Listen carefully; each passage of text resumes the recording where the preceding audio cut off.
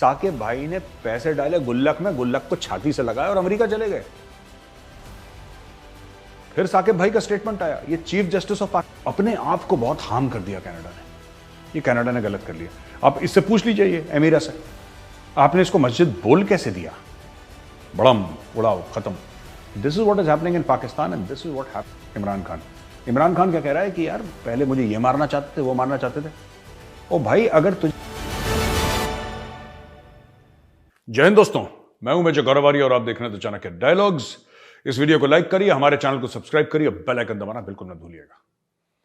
तो दोस्तों ऐसा है कि भारत ने पाकिस्तान को नोटिस भेज दिया।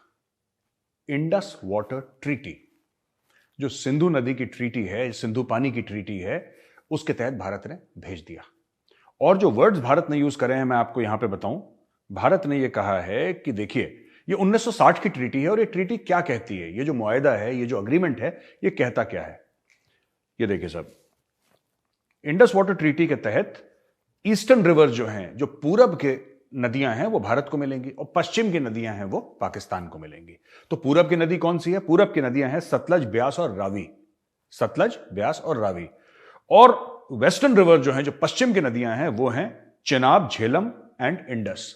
अच्छा, इसमें जो जिस तरीके से हैं, इसमें लोअर रिपेरियन जो है वो पाकिस्तान है और अपर रिपेरियन यानी कि जो नदी के किनारे जो होते हैं, तो इसमें से लो पे है पाकिस्तान और ऊपर है इंडिया। अब ये देखिए जाहिर सी बात है, these rivers are flowing from A to B, समझ रहे हैं आप, फ्रॉम अपर टू लोअर। अच्छा, अब ये इसमें हो गया है कि भारत ने नोटिस दे दिया पाकिस्तान को, क्योंकि जब भी पाकिस्तानियों को बुलाओ तो ये बात करना नहीं चाहते, ठीक है, ये बात करते नहीं है। और फिर हम यहां पे चले जाएंगे, कोर्ट में चले जाएंगे, ये कर देंगे, वो कर देंगे, तो चले जाओ कोर्ट में, ठीक है। पहली बार भी ये लोग गए थे आर्बिट्रेशन के लिए, फिर खुद ही हटा दिया वापस, क्योंकि उनको पता लगा कि गड़बड़ होने वाला है, ठीक है। जब एक न्यूट्रल एंटिटी को सेट करा तब पाकिस्तान का गला सूख गया। खैर एनीवे, ये छोड़िए, मुद्दा क्या है, ये झगड़ा क्या है। बात यह है कि रतले और किशनगंगा दो डैम हैं जो भारत बिल्ड कर रहा है, राइट। और ये जो भारत बिल्ड कर रहा है डैम्स, इससे पाकिस्तान को लगता है कि साहब गड़बड़ हो जाएगी। इसमें लिखा है India is constructing 2 hydroelectric power projects HEPs, the Kishanganga HEP on the Kishanganga और ट्रिब्यूटरी ऑफ द झेलम, वो झेलम की ट्रिब्यूटरी है, और रातले HEP on the Chenab. Pakistan मना कर रहा है, पाकिस्तान कह रहा है साहब अगर आप ऐसा कर देंगे तो हमारे पास पानी नहीं आएगा। भारत ने 2-3 बातें पाकिस्तान को बोली हैं, ठीक है।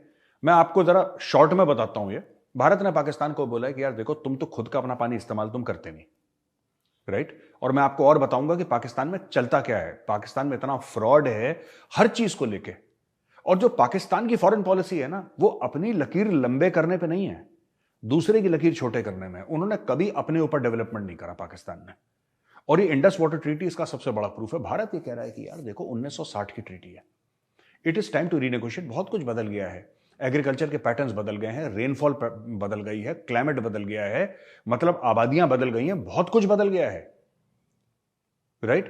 अब पाकिस्तान कह रहा है कि आप डैम क्यों भाई तुम क्यों नहीं बना लेते डैम, तुम क्यों नहीं बना रहे डैम, मैं तुमसे पूछ रहा हूं। इंडिया बना रहा है, चलो इंडिया तो गलत है, आपने बोल दिया इंडिया गलत है, चलो आप कहते हो तो एकेडमिकली स्पीकिंग, हाइपोथेटिकली हम मान लेते हैं इंडिया गलत है, आप लोगों ने क्यों नहीं बनाया डैम। अब मैं इनकी पोल पत्री खोलता हूं, ठीक है। इनका एक चीफ जस्टिस था पाकिस्तान का, पाकिस्तान की सुप्रीम कोर्ट का चीफ जस्टिस, इसका नाम था साकिब निसार। वो अभी भी है साकिब निसार, बट वो रिटायर हो चुका है। साकिब निसार की ये फोटो है, देखिए भाई साहब, माशाल्लाह ही सो क्यूट।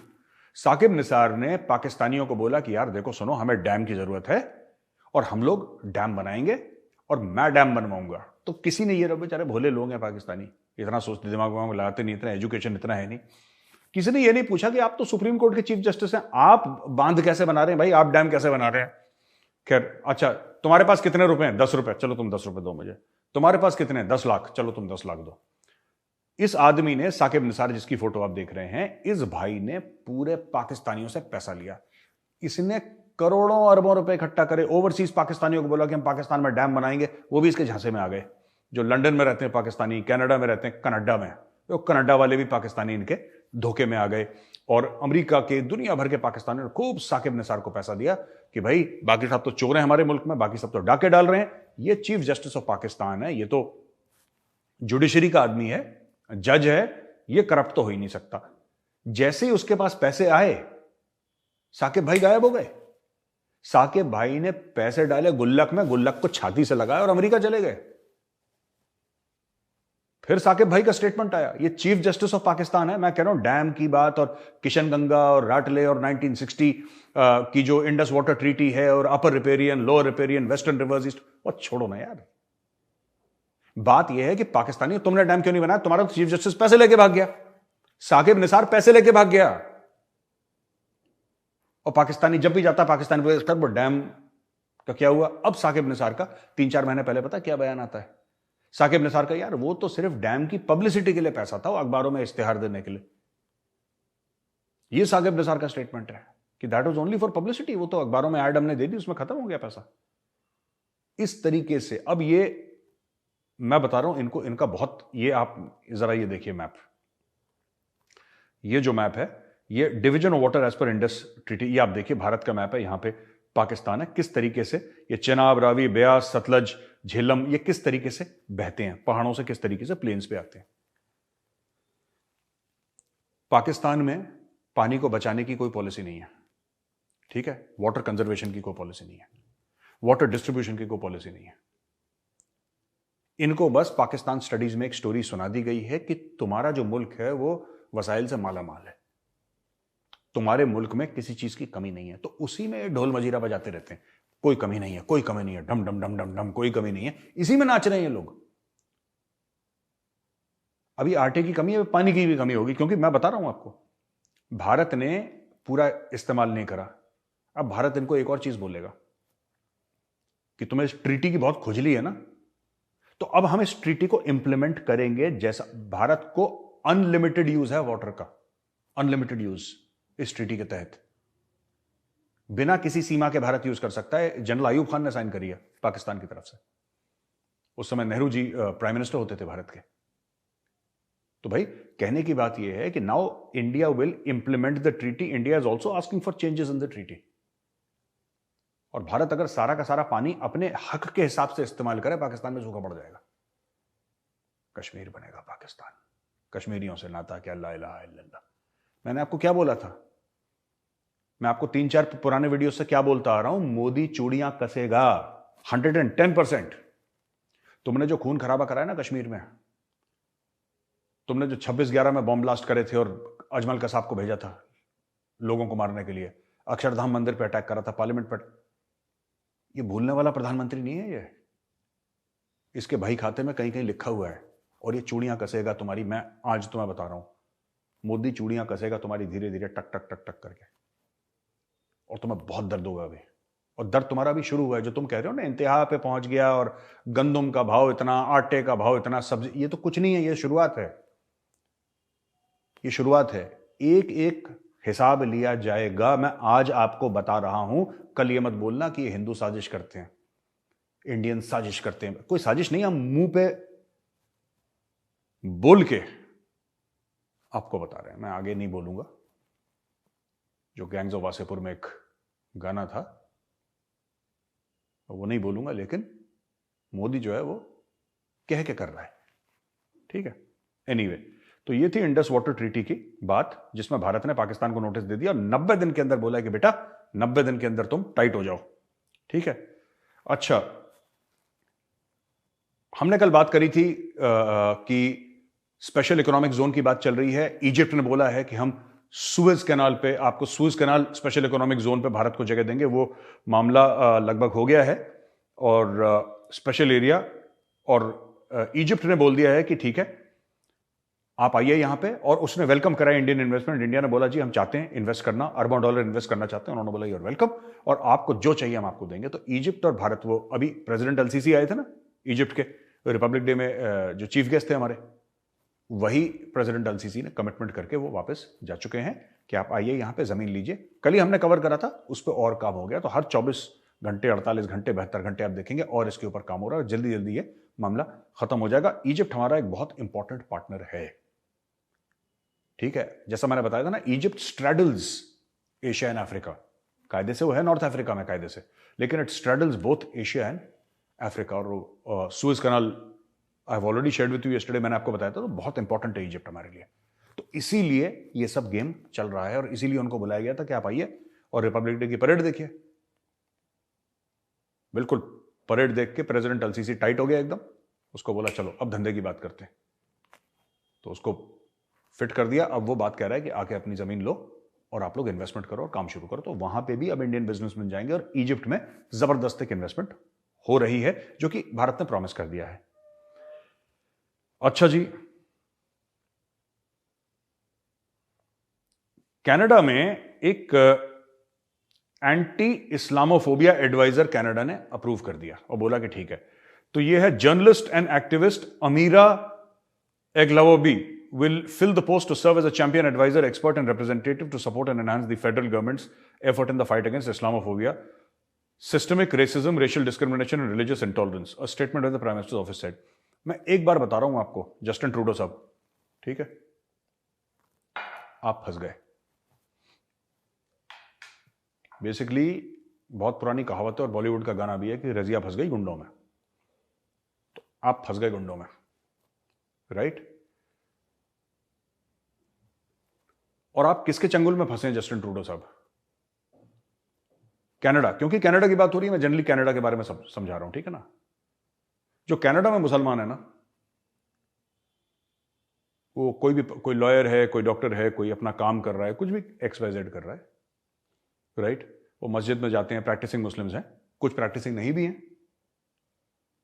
तो जो मुझे पता लगा है, जो कनाडा से मुझे खबर मिली, और मेरे पाकिस्तानी भी वहां पे कई दोस्त हैं जिनको मैं जानता हूं और भी हैं, a large percentage of them are absolutely fine people, they are law abiding citizens, अपना काम करते हैं। उसमें से एक रेडिकल फ्रिंज है कनाडा में, एंड जस्टिन ट्रूडो ने उस रेडिकल फ्रिंज के बिल्कुल, ये देखिए इस्लामोफोबिया क्या है, इस्लामोफोबिया क्या है, व्हाट इज इट? क्या मुसलमानों के खिलाफ अगर कोई सोचे या कोई उनके साथ डिस्क्रिमिनेशन करे? सबसे ज्यादा इस्लामोफोबिया तो पाकिस्तान में हो रहा है, यहां पे मुसलमान के गले काट रहा है 75 साल से।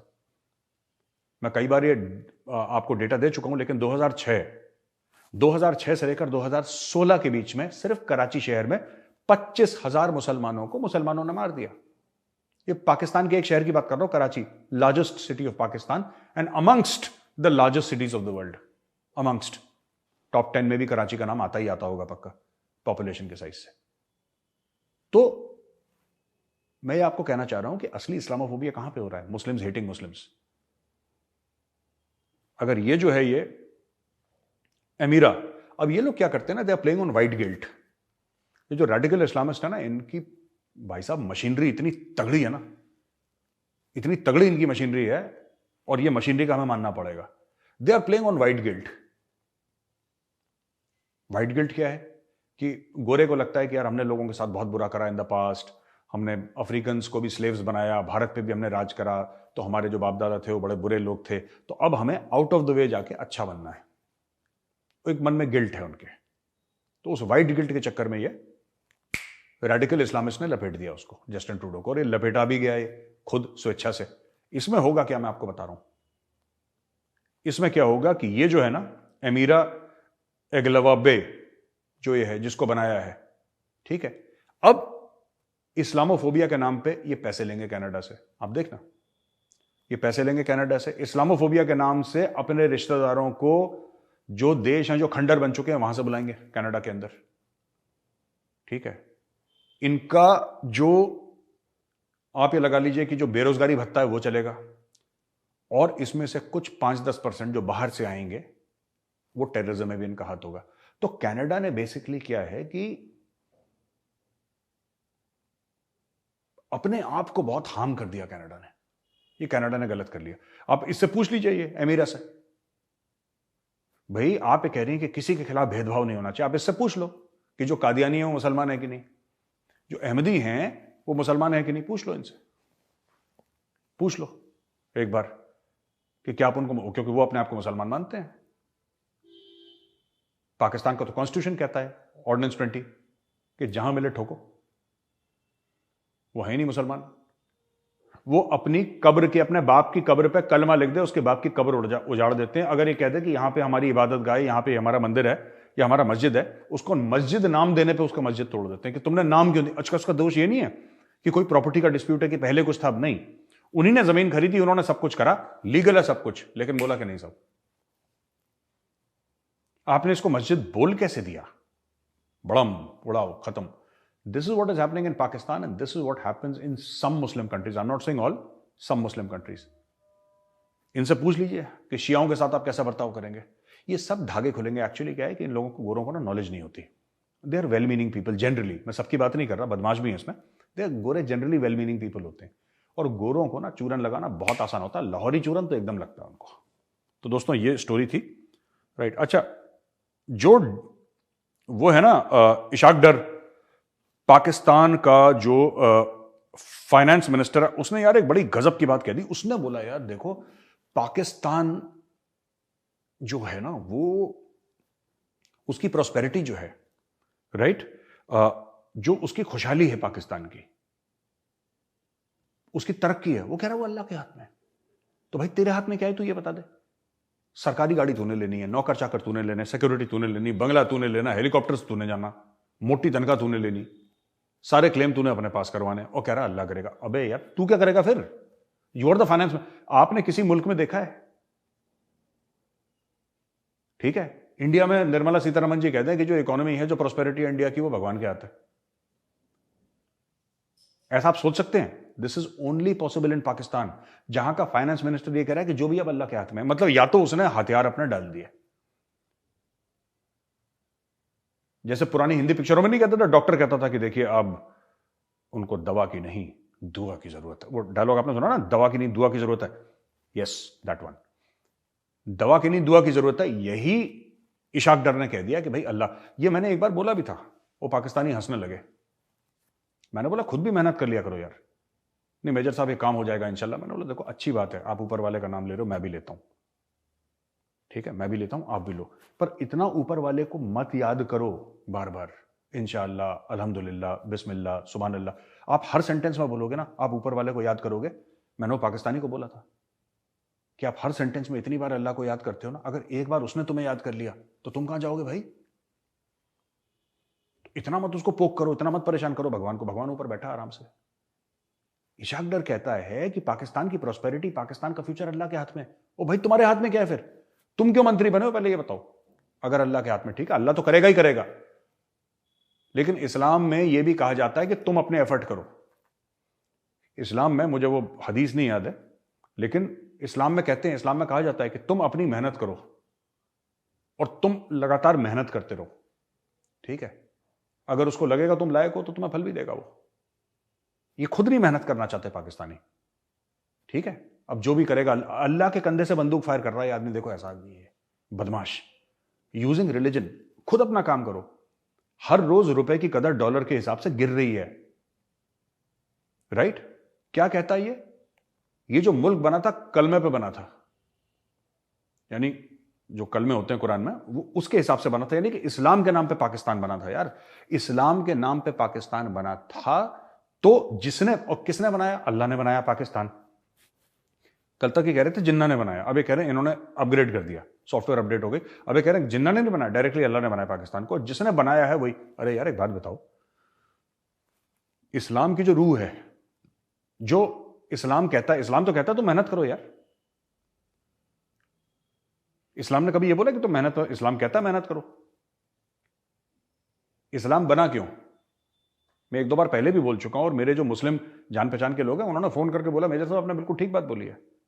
इस्लाम was made on the principles of justice and equality. Justice यानी कि इंसाफ, इक्वालिटी यानी कि बराबरी, क्योंकि उस जमाने में नहीं होती थी। हिजाज, जो कि अभी सऊदी अरेबिया बोलते हैं उस एरिया को, वो हिजाज में नहीं होती थी इक्वालिटी।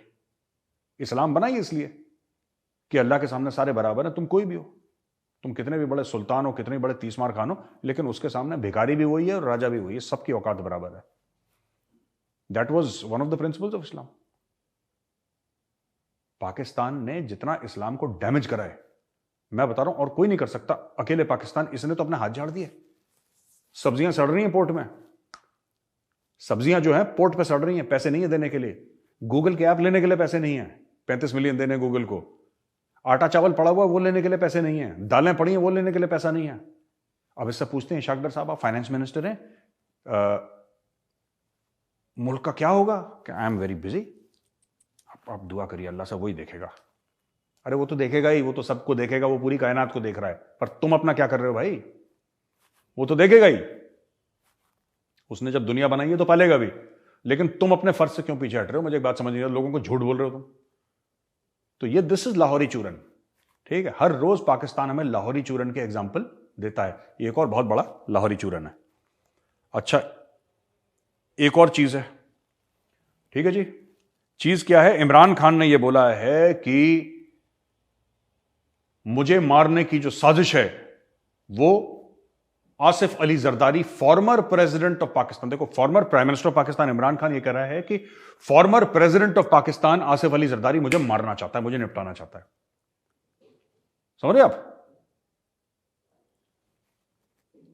फिर से एक बार समझो, farmer president of Pakistan Asif Ali Zardari farmer prime minister of Pakistan Imran Khan की हत्या करना चाहता है, यह इमरान खान ने क्लेम कर दिया। अच्छा, पहले तो इमरान खान यह कह रहा था कि नहीं भाई, मेरी हत्या करने वाले 3 लोग हैं जो मेरी हत्या करना चाहते हैं, उसमें शहबाज शरीफ है, राणा सनाउल्लाह है, और जो डीजीसी है, ये एक मेजर जनरल रैंक का ऑफिसर, मैं नाम भूल गया उसका, आईएसआई का, ये तीनों मिलकर मुझे मारना चाहते हैं। अब इमरान खान ने बोला कि इनको कहने से तो कुछ नहीं हुआ, मैं 2-4 को और लपेट लेता हूं, ठीक है। अभी अगले हफ्ते बोल देगा जो कालू कबाब वाला है ना, कालू कबाब वाला भी मुझे मारना चाहता है। वो कह रहा है कि तेरे ही अंदर सींग डालूंगा, तुझे ही मैं अंगारों के ऊपर तुझे ही भूनूंगा मैं। इमरान खान इतना डेस्परेट हो गया है कि इमरान खान हर चीज पे इसकी साजिश, उसकी साजिश। एक बार ये पहले ये कहता था कि अमेरिका मुझे मारना चाहता है। मैं I am telling you the truth, मैं आपको सच बात बता रहा हूं, मैं झूठ नहीं बोल रहा आपसे। ये पहले कहता था कि बाहरी ताकतें हैं, आप समझ रहे हैं ना किसकी, कौन सी बाहरी ताकतें हैं? तो भीड़ कहती है America America America. Imran Khan मैं तो किसी का नाम नहीं ले रहा, ये अपना बहुत चंट समझता है, ठीक है। ये चाचा चौधरी समझता अपने आप को इमरान खान। इमरान खान क्या कह रहा है कि यार पहले मुझे ये मारना चाहते थे, वो मारना चाहते थे। ओ भाई, अगर तुझे मारना चाहते तो निपट जाता अभी तक। तुझे कोई नहीं मारना चाहता, you are not that important, you are a pain, you are a migraine. But यार हेडेक को दूर करने के लिए वो सर थोड़ा ना काट देता है यार। मतलब इवन इन पाकिस्तान कुछ तो सेंस होगी लोगों में कि नहीं, पाकिस्तानी फौज मुझे मारना चाहती। पाकिस्तानी फौज जब मारना चाहती थी बेनजीर भुट्टो को, तो रुक गई थी, वो निपटा दिया उसने। भुट्टो के बाप को, जुल्फिकार अली, उसको मारना था, उसको निपटा दिया। इन्होंने कायदे आजम की बहन फातिमा, उसको नहीं छोड़ा। इनसे कभी पूछना, आप पढ़ना कि कायदे आजम जब ट्यूबरक्लोसिस था उनको, और जब उनकी डेथ हो रही थी, उनकी एम्बुलेंस कहां खत्म हो गई थी, रुक गई थी एम्बुलेंस बीच रास्ते में, एम्बुलेंस खराब हो गई। जो पाकिस्तान का जो हेड ऑफ स्टेट था, उसकी एम्बुलेंस बीच में खराब हो गई और कोई उसको बचाने के लिए नहीं आया। पाकिस्तान का पहला प्रधानमंत्री कौन था, उसको गोली किसने मारी?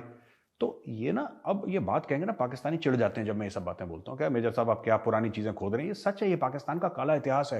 ये आपस में एक दूसरे के गला काटते हैं। इनके पीछे कोई हिंदू कोई यहूदी नहीं पड़ा, ये खुद काफी है एक दूसरे को निपटाने के लिए। ये खुद काफी है एक दूसरे को निपटाने के लिए। तो दोस्तों, ये इमरान खान की एक और साजिशी थ्योरी जो है ये सामने आ गई। इमरान खान अभी कहां है आपको पता है? आप लोग को हंसी आती होगी मेजर साहब आप क्या रिपीट करते रहते हैं, लेकिन ये बात सच है। इमरान खान आज की तारीख में कहां है आपको पता है? लाहौर, जमान पार्क लाहौर में। और लाहौर से क्या निकलता है? या दैट वन, लाहौरी चूरन। ठीक है दोस्तों, अब दोस्तों ये वीडियो यहां पे खत्म होता है और अब हम आ जाते हैं क्वेश्चन आंसर्स पे। बड़े इंटरेस्टिंग क्वेश्चन हैं इस बार, और चलिए हम शुरू करते हैं अपने क्वेश्चन आंसर सेशंस। तो सबसे पहला जो सवाल है, मेजर सर, ये नमन अग्रवाल, नमन जी नमस्कार। Major sir, I want to ask about Eastern Ladakh patrolling points. Reports are coming that we have lost our own land and around 26 patrolling points out of 65 we have lost. Kindly share this news and please express your opinion. देखिए, ये जो DG conference हुई थी ना, जिसमें प्रधानमंत्री भी थे, एनएसए भी थे, पेट्रोलिंग पॉइंट्स क्या होते हैं? मैं पहले आपको बॉर्डर समझा दूं है कैसा ये। तो किस किस किस्म के बॉर्डर हैं इंडिया में, थोड़ा सा मैं तफसील से आपको समझाता हूं, क्योंकि ना ये मीडिया वाले कभी तो गए नहीं लद्दाख, इनको कुछ हवा है नहीं, ये कुछ भी बोल देते हैं। मैं आपको बता रहा हूं, ये हो गया, आग आ गई, पानी गिर गया, जलजला आ गया, ये सब ऐसी स्टोरी, क्योंकि इनको माल अपना बेचना होता है। ठीक है, अगर आप अमरूद बेच रहे हैं या मैं अमरूद बेच रहा हूं, मेरी अमरूद बेचने की रेडी है, मैं तो आपको यही बोलूंगा ना कि मेरे अमरूद अंदर से लाल है और बहुत मीठा है, और सबसे मार्केट में मीठा मेरा ही अमरूद है, राइट? तो ये लोग भी यही काम करते हैं, ये अमरूद बेच रहे हैं, ठीक है ना। अब क्या होता है कि लाइन ऑफ एक्चुअल कंट्रोल एक बॉर्डर है भारत का, इंटरनेशनल बॉर्डर दूसरा है, लाइन ऑफ कंट्रोल जो पाकिस्तान के साथ है वो तीसरा है, और चौथा कौन सा है? Actual ground position line. Actual transposition line Siachen वाला, राइट, सियाचिन ग्लेशियर वाला। आपका लाइन ऑफ एक्चुअल कंट्रोल जो चाइना के साथ है लगभग 3,500 किलोमीटर, लगभग 3,500 किलोमीटर। लाइन ऑफ कंट्रोल जो पाकिस्तान के साथ है लगभग 750 किलोमीटर, गिव और टेक अ फ्यू, राइट। और बाकी इंटरनेशनल बॉर्डर जो कि एक्सेप्टेड है, जिसमें कोई किसी को डाउट नहीं है, यूनाइटेड नेशंस को भी डाउट नहीं है, पाकिस्तान, भारत, किसी को डाउट नहीं है, ठीक है। अब हमें एक इसमें बात यह समझनी है कि पेट्रोलिंग पॉइंट्स क्या है। ये जो लाइन ऑफ एक्चुअल कंट्रोल है ये कोई लाइन नहीं है, जैसे कि लाइन ऑफ कंट्रोल एक लाइन है ना कि आपको पता है लाइन ऑफ कंट्रोल क्या है। Line of actual control actually किसी को नहीं पता। हम कहते हैं हमारी आगे है, चाइना कहता है हमारी आगे है। तो पेट्रोलिंग करने जाते हैं, पेट्रोलिंग यानी कि एक दस्ता चला जाएगा 8-10 लोगों का, 15-20 लोगों का, पेट्रोल करके आएगा, देखेगा सब ठीक है कि नहीं, ठीक है कि नहीं। जब इंडिया और पाकिस्तान की लड़ाई हो गई, गलवान हो गया, सब कुछ हो गया, और कितने साल से, आई थिंक 2 साल हो गए, तो वहां पे लोग आमने सामने थे, तो मामले को डिफ्यूज करने के लिए भारत ने बोला अच्छा ठीक है, आपको ये दिक्कत है ना कि हम यहां तक पेट्रोलिंग करते हैं, हाँ ठीक है, हम यहां पे पेट्रोलिंग नहीं करेंगे। इसका मतलब ये नहीं कि हमने उनको जमीन दे दी, हमने बोला कि हम पेट्रोलिंग नहीं करेंगे, पर चाइना सुनो यार, तुम भी यहां तक पेट्रोलिंग करते हो, ये भी हमें पसंद नहीं है, तो तुम भी मत आना। ठीक है, डन, ये बात हुई है। तो जो मीडिया वाले इसको ये कह रहे हैं ना कि जमीन कुछ नहीं गई, it's not a question of land, it is a question of patrolling points. We have lost access, यानी कि ये एक तरीका है बोलने का कि वी हैव लॉस्ट एक्सेस, यानी कि जो एक्सेस था हमारा, यानी कि जहां तक हम जा सकते थे वहां पे अब हम नहीं जाते, क्योंकि हमारा चाइना के साथ अंडरस्टैंडिंग होगी। चाइना भी जहां पे आता था वहां पे अब चाइना ने भी मना कर दिया कि ठीक है चलो हम भी नहीं आएंगे, अगर आपको खराब लगता है हम भी नहीं आएंगे। किसी ने ये नहीं बोला कि ये एरिया चाइना का हो, ये एरिया हमारा हुआ, ये बात नहीं हुई है जो लोग समझा रहे हैं, ठीक है ना। तो पहला चीज तो ये है। और नमन जी, आई होप कि आपके सवाल का आपको जवाब मिल चुका होगा। प्रसन्न कुमार जी हैं, प्रसन्न कुमार जी लिखते हैं hello sir, huge respect for you. आपके लिए भी प्रसन्न जी बहुत बहुत धन्यवाद आपका। China shifted its interest on India even more than Taiwan, looks like India is the first hit point for China, how can we counter China once and for all, how do you educate people to stop buying from China. देखो जी, मैं corporate talks करता हूं, मैं lectures करता हूं कंपनियों में जाके, और ये बात मुझसे कई सवाल, ये चीज लोगों ने पूछी है मुझसे कि साहब हमारा धंधा है चीन के साथ, हम क्या करें। मैं बोला यार आप चीन से क्यों लाते हो माल, आपको एक क्वालिटी का माल मिलता है सस्ते दामों में, ठीक है, आप चीन से लाओ। मैं ये नहीं कह रहा कि चीन से आप ट्रेड बंद कर दो, चीन से वो माल लाओ, लेकिन आपके दिमाग में कट ऑफ होना चाहिए कि 3 साल के अंदर मैं भारत में अपनी फैक्ट्री लगाऊंगा इस चीज के लिए, राइट। क्योंकि जब भी डॉलर की कदर बढ़ेगी हल्की सी, राइट, जो इंपोर्ट कर रहे हैं उनको हिट करेगा, जो एक्सपोर्ट कर रहे हैं उनको बेनिफिट होगा। ये नॉर्मल सी डिमांड एंड सप्लाई वाला मामला, इट्स नॉट रॉकेट साइंस। ये कोई मैं अर्थशास्त्री नहीं हूं जो मैं आपको कोई बड़ा कॉम्प्लिकेटेड चीज समझा रहा हूं। आपको एक बात समझनी पड़ेगी, अगर आपको चाइना को मारना है तो आपको चाइना की सप्लाई चेन तोड़नी पड़ेगी। इंडियन गवर्नमेंट तो कर ही रही है, एप्पल ले आए ना यहां पे काफी हद तक, और ला रहे हैं, बड़े बड़े मैन्युफैक्चरिंग चाइना से छोड़ के इंडिया में आ रहे हैं और जगह जा रहे हैं, तो भारत की सरकार तो कर रही है। लेकिन हम, आप और हम एज एन इंडियन सिटीजन, मैं तो नहीं खरीदता कोई चाइनीज फोन। मैं अभी एप्पल लेने वाला हूं, मैं ढूंढ रहा हूं मेड इन इंडिया वाला, मुझे मिलते ही, ठीक है। मैं कोई भी नया फोन अगर लूंगा, ठीक है, आई विल मेक श्योर कि अगर मुझे इंडियन फोन मिले तो वो लूंगा या नॉन चाइनीज फोन लूंगा। ये मेरा प्रण है, नॉन चाइनीज फोन, राइट। ये मुझे तो वैभव ने गिफ्ट करा था फोन, वो डिफेंसिव ऑफेंस वाला नहीं है, वैभव सिंह, ही गिफ्टेड मी दिस फोन यार। ये मैंने नहीं लिया, ये वैभव ने मुझे दिया था। ही जस्ट सेड कि मैं एक दिन, वैभव आ गया कह रहा मैं आपके लिए फोन लाया हूं, तो ठीक है लाया तो ले लेते हैं। But my this thing is never buy, मैं अपने घर में अलाउ नहीं करता। अगर मैं देख लेता हूं ना चाइनीज है, आई डोंट बाय, मैं अमेजोन से नहीं लेता, मैं लेता, ये मेरा डिसिप्लिन है। मैं किसी खास गाड़ी का ब्रांड का नाम नहीं लूंगा, लेकिन मुझे पता लग गया कि ये गाड़ी चाइनीज है, राइट, और एक्चुअली इंग्लिश है लेकिन वो चाइनीज है, मैंने नहीं खरीदी। मैं टाटा की लूंगा ना, मैं महिंद्रा की लूंगा। मैं ज्यादा पैसा खर्च करके और कोई फॉरेन ब्रांड ले लूंगा, मैं चाइनीज गाड़ी नहीं लूंगा। घर में दिवाली पे, इस बार तो खैर पिताजी हमारे नहीं रहे, तो इस बार दिवाली तो हमने मनाई नहीं, सिर्फ छोटे छोटे 1-2 जगह दिए जलाए थे, क्योंकि वो रस्म है, जलाने भी चाहिए। हमने दिवाली में, अगली दिवाली में चाइनीज लड़ी नहीं आएगी घर पे, मेरे घर में काफी सालों से नहीं आ रही। तो ये आपको प्रण करना है। देखो जो मोदी जी कर रहे हैं वो तो कर ही रहे हैं, वो तो करते रहेंगे। हम लोग, आप लोग क्या कर रहे हैं? नहीं करना, हटाओ यार। क्या होगा? ऐसा कौन सा तीर मार रहा है चाइना? अगर आप बॉयकॉट कर दोगे ना, आप मतलब इंडियन सिटीजन, तो चाइना को असली में मैं ये मानता हूं, हो सकता है कि मेरी थिंकिंग थोड़ी सी एक्सट्रीम है, लेकिन मैं ये मानता हूं कि जो हमारे गलवान में भाई वीरगति को प्राप्त हुए ना, आप उनका बदला कैसे ले सकते हैं? मैं तो ले रहा हूं। मेड इन चाइना, मुझे दुगना दाम देना पड़े मार्केट में, मेड इन चाइना का सामान नहीं लेता, साफ सीधी बात है। Naveen ji, Jai Hind sir, my name is Naveen. Jai Hind Naveen ji. I've been commuting from my village to Jaipur office every day for the last 4 years, but for the last 1 or 2 years I've seen, well, last 2 months I've seen Jaipur railway station by special army train or by road transport to Bikaner, be it army trucks on the way. I'm seeing a lot of army activities with different type of weapons, what I have not seen so much in the past 4 years. So is the army really going to do any big operation? नहीं, ऐसा नहीं है नवीन जी। Army क्या होता है कि इसको हम रोलिंग स्टॉक बोलते हैं, जिसको आप ट्रेन बोल रहे हैं ना, तो दिस इज रोलिंग स्टॉक। तो आप देखेंगे टैंक्स जा रहे हैं इसके ऊपर, बीएमपीज जा रही हैं इसके ऊपर, गाड़ियां जा रही हैं इसके ऊपर। That is how army moves. तो कभी अगर कोई बड़ी एक्सरसाइज हुई, एक्सरसाइज हर साल होती हैं, लेकिन बड़ी एक्सरसाइज ऑल्टरनेट ईयर्स पे या 2-3 साल में एक बार होती है, जो मैसिव एक्सरसाइज होती हैं, आप देखोगे, आपको लगेगा कि लड़ाई हो रही है, क्योंकि लड़ाई के लिए फौज तैयार करती है अपने आप को। तो ये जो आप देख रहे हैं, इट्स मोस्ट, मुझे नहीं पता आपने क्या देखा, तो मैं आपको गारंटी के साथ नहीं कह सकता कि जो मैं कह रहा हूं सच ही कह रहा हूं आपसे। हो सकता है मुझसे भी गलती हो गई हो, लेकिन जितना मुझे समझ में आ रहा है आपके सवाल से, जो लिमिटेड आपने करीब 50 एक वर्ड्स लिखे हैं, उसमें मुझे नवीन जी ये बात समझ में आ रही है कि आपने कोई आर्मी की एक्सरसाइज देखी है। There is no attack on the western border, there is nothing like that. ठीक है जी। शंकर नायर जी कहते हैं कि major Arya, do you think jet packs are safe the soldier? ये कल मैंने जेट पैक्स के बारे में बोला तो शंकर नायर जी जाहिर सी बात है थोड़े से परेशान हो गए। With carry fuel tanks are exposed, a sniper or infantry soldier can easily bring him down provided soldier takes off on a mission going through an area with no threats. Your 2 cents on this please. जय हिंद, वंदे मातरम। जय हिंद नायर साहब, वंदे मातरम नायर साहब। ऐसा है कि ये नहीं है, देखिए बात यह है कि जेट पैक्स सेफ हैं कि नहीं। आप ये कह रहे हैं स्नाइपर, चलते टारगेट में स्नाइपर मार देना, तो उस स्नाइपर से आप जरूर बोलिएगा कि भाई तेरे चरण कहां हैं। हॉलीवुड वाले स्नाइपर नहीं होते जो आपको हॉलीवुड देख रहे हैं, आदमी दौड़ रहा टप से उसने मारा गिर गया, ऐसे होता नहीं है।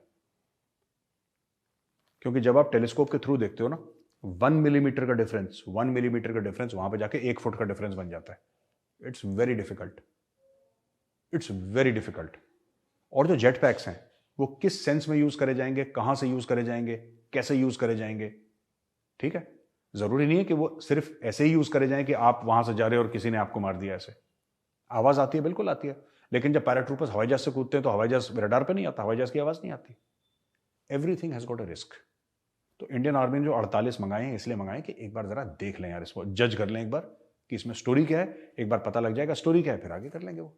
देखना, अभी तो ऐसा नहीं कि इंडक्ट हो गया, अभी तो 48 उन्होंने मंगवाए हैं, अभी टेस्ट होंगे, अभी ऐसा करो वैसा करो, यहां से जाओ नीचे से देखो पहुंचता है कि नहीं।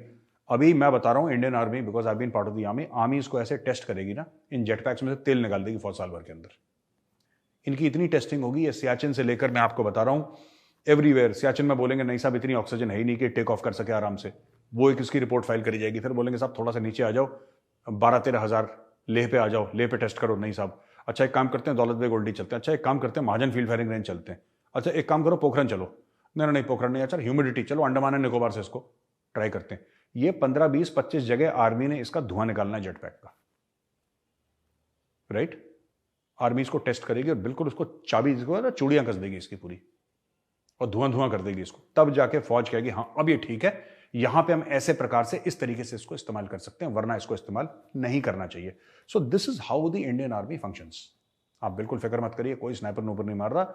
और अगर कोई स्नाइपर ऐसा मिल जाए, ठीक है, जो 50 किलोमीटर की स्पीड पे चलते टारगेट को ठोक दे, तो भाई आप नायर साहब उसको सलाम कहते ना, मेरा भी सलाम पेश करते ना। बहुत ही बड़ा वो टार्जन है, बहुत ही बड़ा जेम्स बॉन्ड है अगर उसने कर दिया तो दोस्तों ये एपिसोड देखने के लिए बहुत बहुत धन्यवाद। एपिसोड पसंद आया तो लाइक करिए, हमारे चैनल को सब्सक्राइब करिए और बेल आइकन दबाना बिल्कुल मत भूलिएगा। और हाँ, चाणक्य फोरम के ऐप जरूर डाउनलोड करिए और हमें फॉलो करिए सोशल मीडिया पे, ट्विटर, फेसबुक, यूट्यूब, लिंक्डइन, जहां मिल जाए फॉलो करिए, ठीक है। जय हिंद, वंदे मातरम।